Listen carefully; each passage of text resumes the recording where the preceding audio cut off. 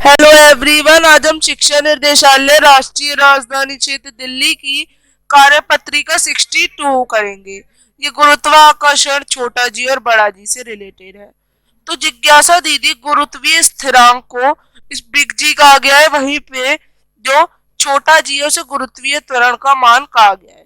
तो ज्ञान हम जान चुके हैं कि गुरुत्वीय स्थिरांक जी का मान सभी स्थानों पर स्थिर होता है, लेकिन पृथ्वी के एक पूर्ण गोला ना होने की वजह से गुरुत्वीय त्वरण जी का मान ध्रुवों पर विषुवत वृत्त की अपेक्षा अधिक होता है। तो आइए गुरुत्वीय त्वरण जी के मान की परिकलन करते हैं। तो यदि हमारा m पृथ्वी का द्रव्यमान, छोटा m वस्तु का द्रव्यमान, d पृथ्वी का दूरी है, तो इससे ये फॉर्मूला आप लोगों का बनेगा। तो अब जब ये फॉर्मूला बनता है तो पृथ्वी के पृष्ठ पर एक समीप रखी वस्तु के लिए दूरी d पृथ्वी की त्रिज्या r के बराबर होगी।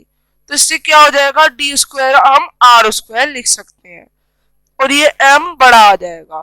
तो समीकरण में हमने क्या समझा, गुरुत्वीय स्थिरांक की वैल्यू ये है, पृथ्वी के द्रव्यमान की वैल्यू है, पृथ्वी की त्रिज्या की वैल्यू ये है आप लोगों की। तो आइए हम इसे समझते हैं।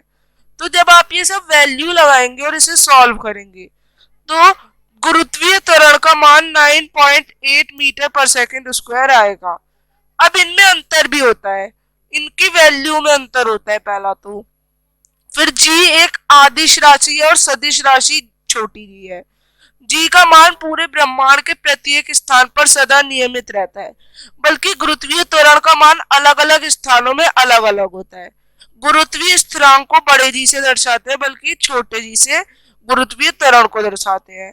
गुरुत्वीय स्थिरांक यह वस्तुओं के बीच की दूरी पर निर्भर नहीं करता, बल्कि गुरुत्वीय त्वरण निर्भर करता है। अब आगे जी और जी किसका प्रतिनिधित्व करते हैं, तो जी का अर्थ है गुरुत्वीय स्थिरांक जो कि पदों के बीच मौजूद नहीं है, और जी का अर्थ है गुरुत्वीय त्वरण। तो जी का एसआई मात्रक क्या है, m मीटर पर सेकंड स्क्वायर है। अब इनके बीच का अंतर बताना, तो आप ये सभी अंतर लिख सकते हैं। अब आगे बढ़ते हैं।